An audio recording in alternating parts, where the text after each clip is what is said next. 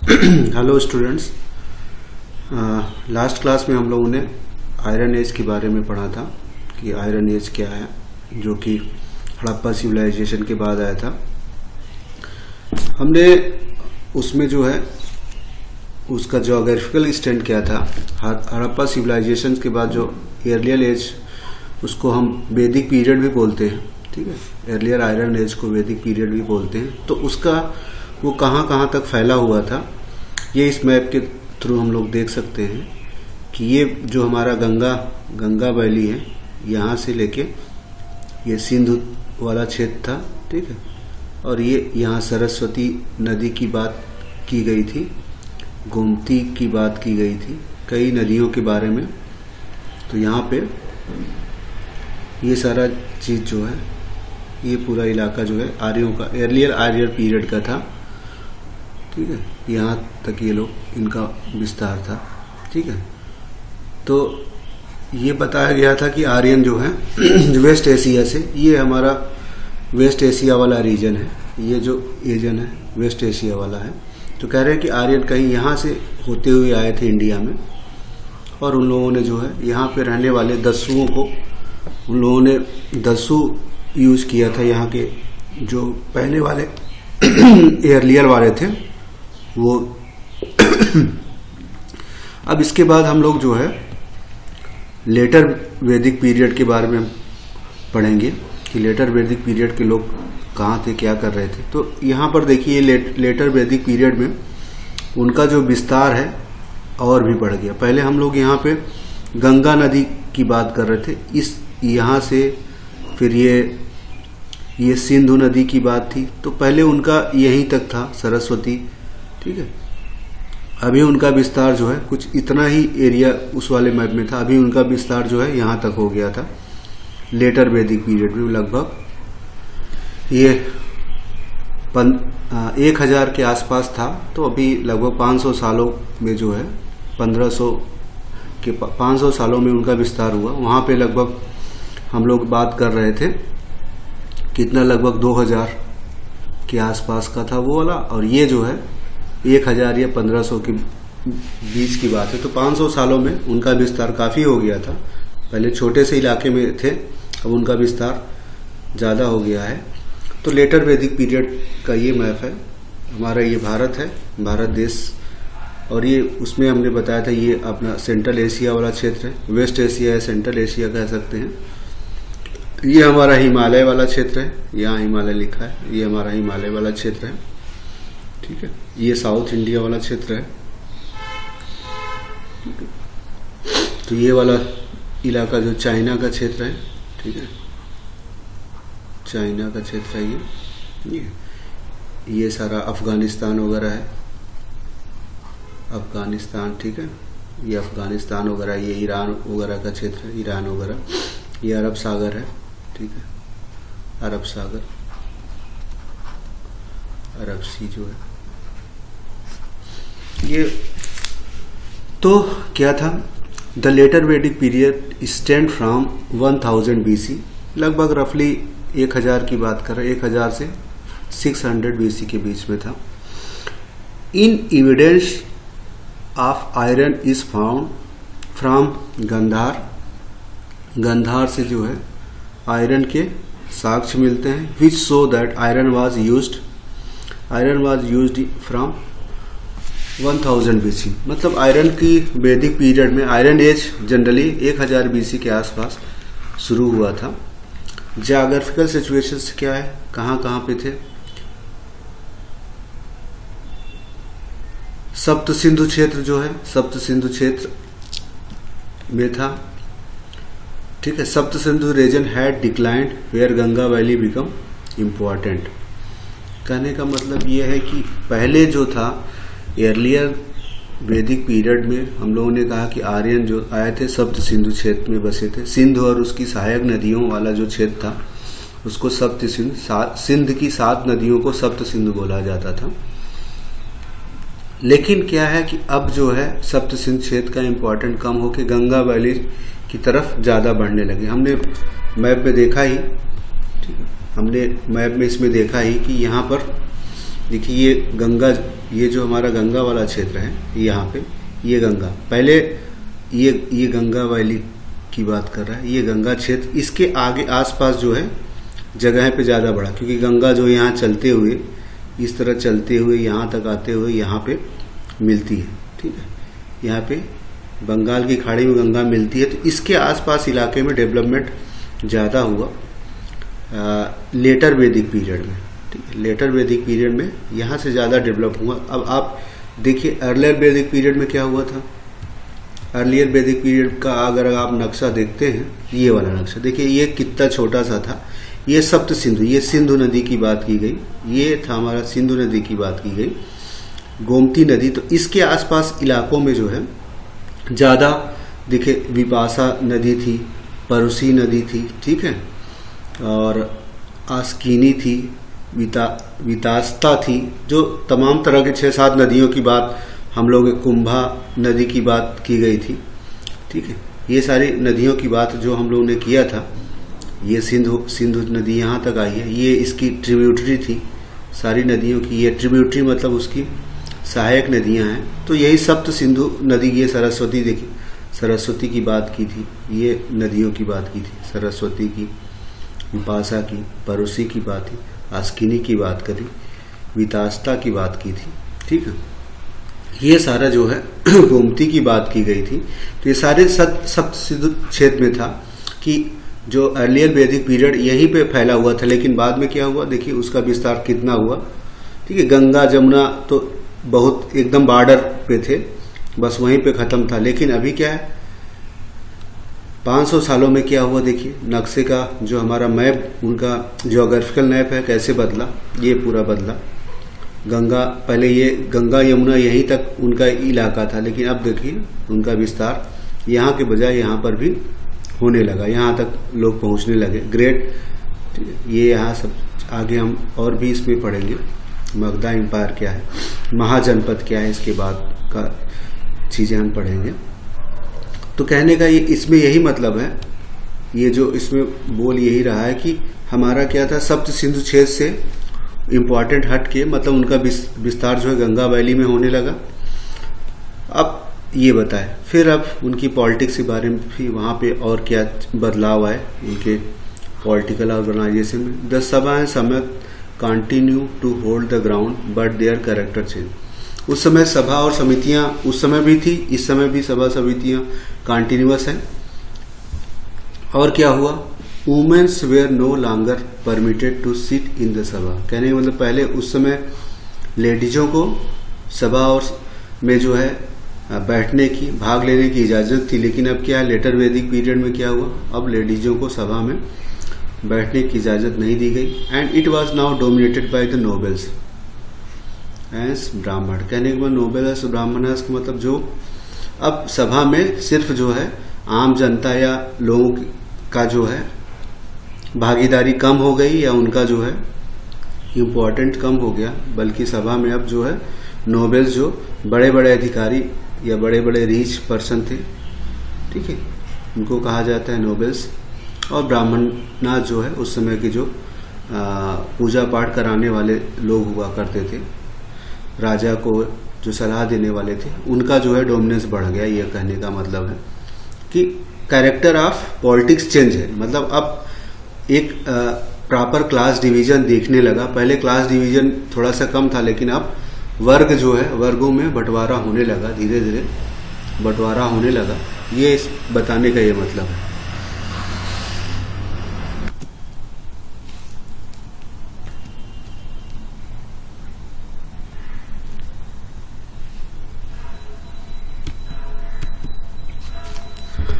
तो अभी हम लोग जो है बात कर रहे थे, तो अब क्या उनका और सोशल ऑर्गेनाइजेशन क्या था, पॉलिटिक्स में थोड़ा चेंज आया। सभा समितियों में, सभा में जो लेडीजों का जो है अभी डोमिनेंस या लेडीजों को परमिशन नहीं मिलने लगी, और वहाँ पे नोबल्स और ब्राह्मणों का वर्चस्व होने लगा, अब वही डोमिनेट करने लगे। और क्या होता उनके सोशल ऑर्गेनाइजेशन में क्या चेंज है पॉलिटिक्स में, तो हुआ ज्योग्राफिकल स्टैंड देख लिया कि उनका फैलाव कहाँ तक था। लेटर वैदिक पीरियड में। फिर हमने ये देख लिया कि उनके पॉलिटिक्स में क्या चेंजेस आए। अब उनके सामाजिक जीवन में, सोशल ऑर्गेनाइजेशन का मतलब उनका सामाजिक जीवन में क्या हुआ। The later Vedic society come to be divided into 4 varnas. अब जो है 4 भागों में बढ़ गई लेटर वैदिक पीरियड है। कौन कौन से थे? पहला ब्राह्मण, राजन्यास या जिसको क्षत्रिय बोलते हैं, तीसरा वैश्य और चौथा शूद्र। ये क्या चारों वर्णों की बात क्या कही गई कि मतलब ब्राह्मण थे, पुरोहित वगैरह, फिर राजा होते थे जो जनरली क्षत्रिय कहलाते थे, फिर वैश्य जो व्यापार करने वाले होते थे उन्हें वैश्य कहा जाता था, और जो चौथा वर्ग था जो कि कर्मचारी थे, सेवक थे, उन्हें शूद्र कहा गया। ठीक है। अब सबके काम क्या क्या थे ये थोड़ा समझना है। तो Brahmans conduct rituals and sacrifice for their clients and for themself and also officiated at the festival associated with agriculture operation. कि ब्राह्मण का काम क्या था? वो रिचुअल्स करते थे, मतलब पूजा पाठ, हवन यज्ञ वगैरह कराते थे, और सेक्रीफाइस मतलब जो कि आहुतियां देना, दान दक्षिणा दिलवाने का काम करना। ठीक है। अपने क्लाइंट्स मतलब अपने जो उनके भक्त थे कह सकते हैं, उनके लिए करते थे, और अपने लिए भी वो करते थे।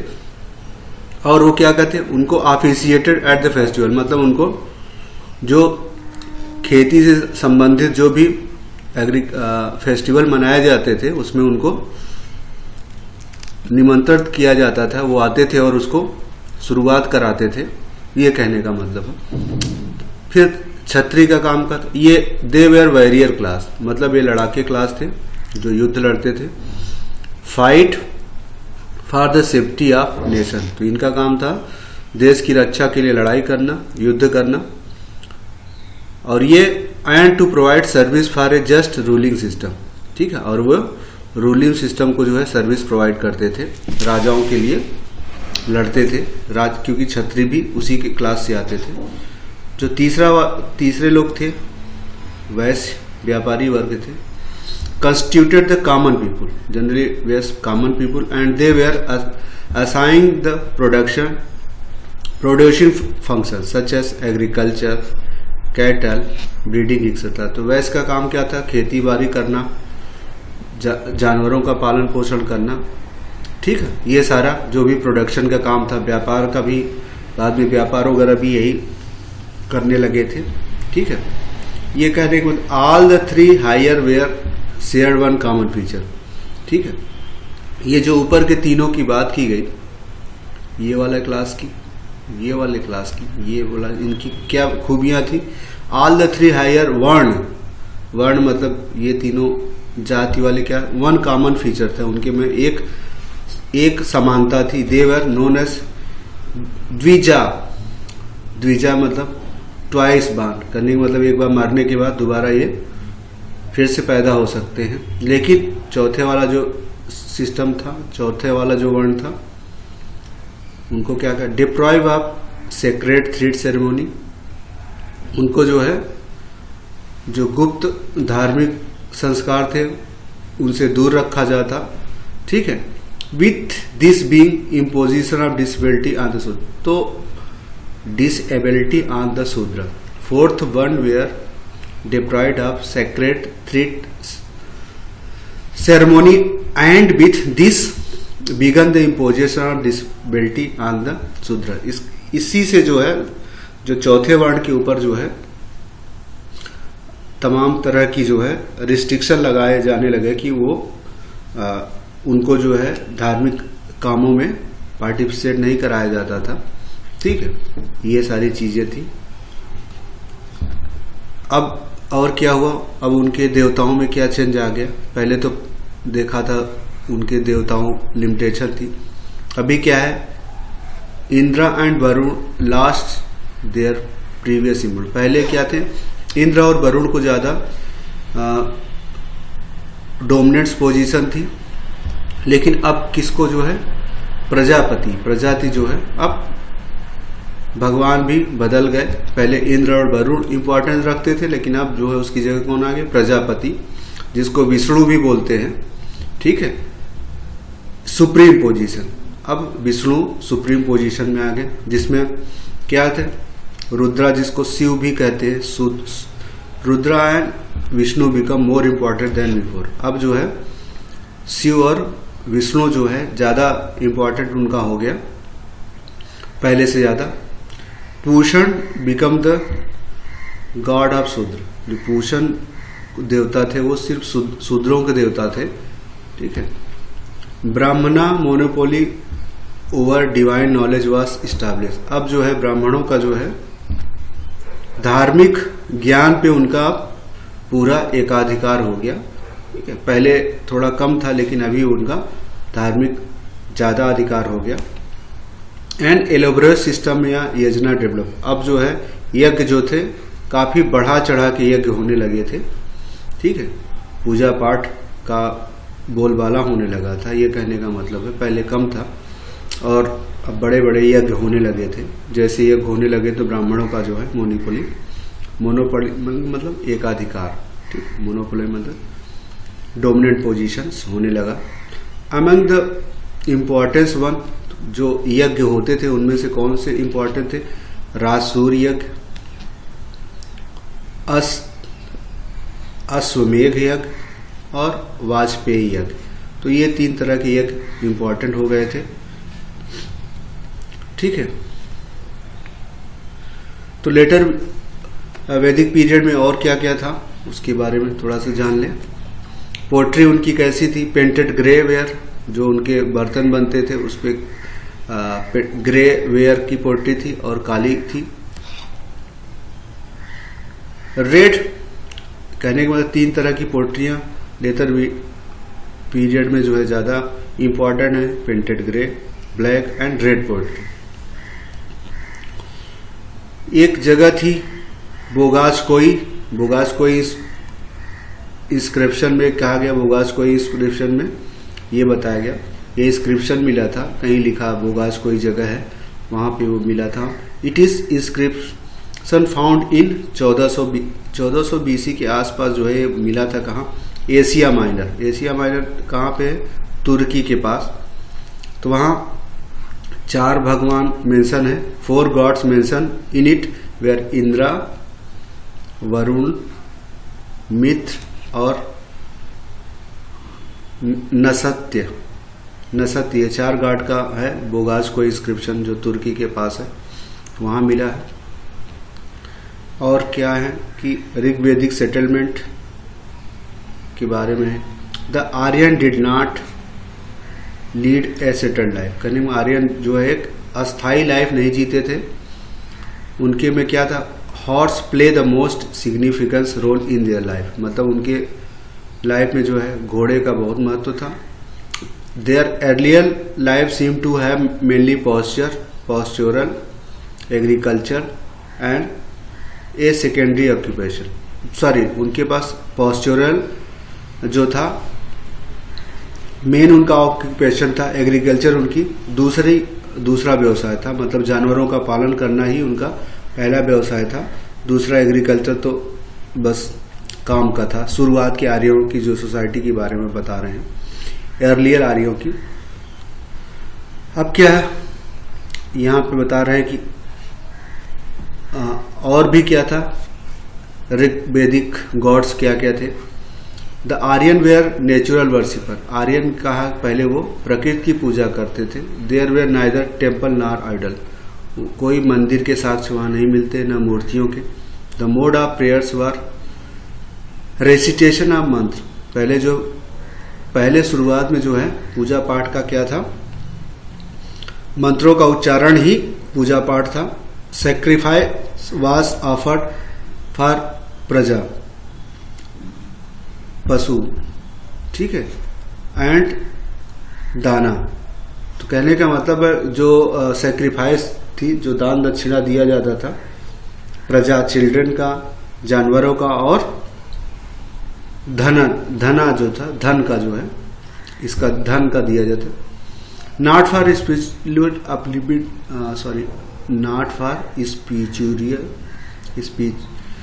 Ritual upliftment of misery. लेकिन यह सब जो है आत्मिक अपना जो है अपना बढ़ाने के लिए नहीं होता कि हम श्रेष्ठ हो जाएं, इन सब कामों के लिए नहीं होता था। ठीक, उस समय के जो देवता थे हमने पहले भी बताया, उस समय देवता कौन से थे। इंपॉर्टेंट ऋग वैदिक गॉड्स वेयर फॉर इंद्र थे, वरुण थे पहले, फिर अग्नि थे, यम थे, सोम। अब इसके शुरू में ही हमने बताया कि शुरुआत के गार्ड ये थे, बाद में जो है विष्णु बन गए थे। ठीक है, ये सारी चीजें थी अर्लियर पीरियड में। ठीक है, तो इस क्लास में हम लोगों ने जो है थोड़ा अर्लियर वैदिक पीरियड के बारे में बात कर लिया, लेटर वैदिक के बारे में बात कर लिया। तो कहने का मतलब हमारा 3 पार्ट जो है खत्म हो गया। पहले एशियंट सिविलाइजेशन के बारे में हम लोगों ने पढ़ा था। सॉरी, एशियंट सिविलाइजेशन में स्टोन एज, नियोलिथिक एज, ठीक है, मेसोलिथिक एज के बारे में पढ़ा था। Mesolithic, stone age, Mesolithic, Neolithic, फिर बाद में हम लोगों ने हड़प्पा सिविलाइजेशन के बाद में पढ़ा। फिर तीसरा पार्ट हम लोगों ने आयरन सिविलाइजेशन में पढ़ा, जिसमें हमने अर्लियर वैदिक पीरियड और लेटर वैदिक पीरियड के बारे में पढ़ा, उसके बारे में जाना। अब जो नेक्स्ट क्लास हमारा होगा जनपदों का विस्तार और बुद्ध और जैन धर्म का जो है विस्तार के बारे में हम लोग पढ़ेंगे नेक्स्ट क्लास। Okay, thanks.